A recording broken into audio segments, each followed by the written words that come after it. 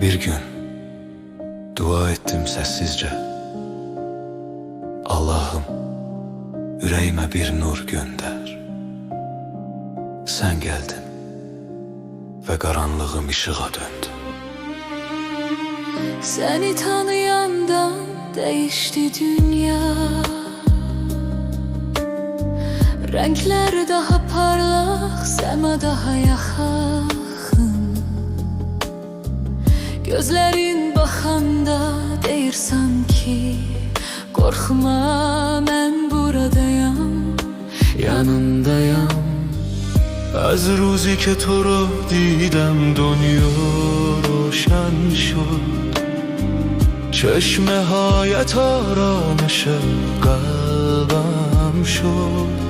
با تو بودم زندگی زیباتر شد، بی تو نمیتوانم نفس بکشم.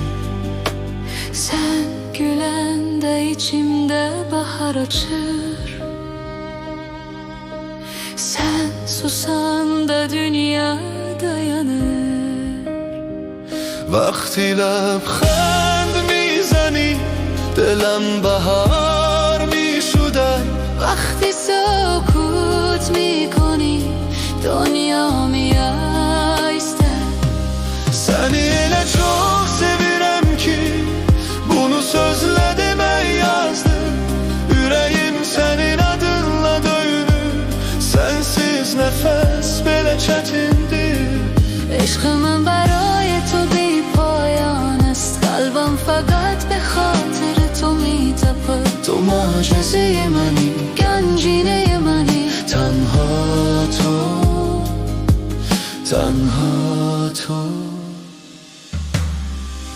Ellerini tutanda anlayıram, ben artık tek değilim.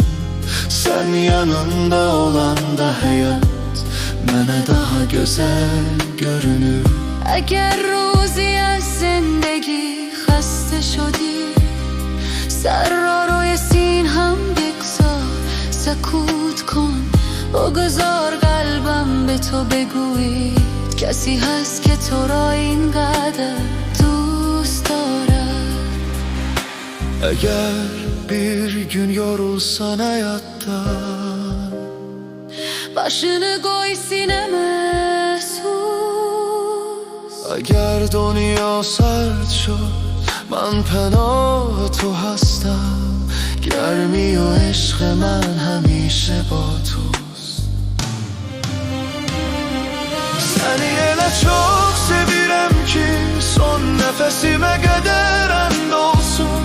تا آخرین نفس عاشقت خواهم بود. Sen benim tadıyım, تو سرنوشت kadın.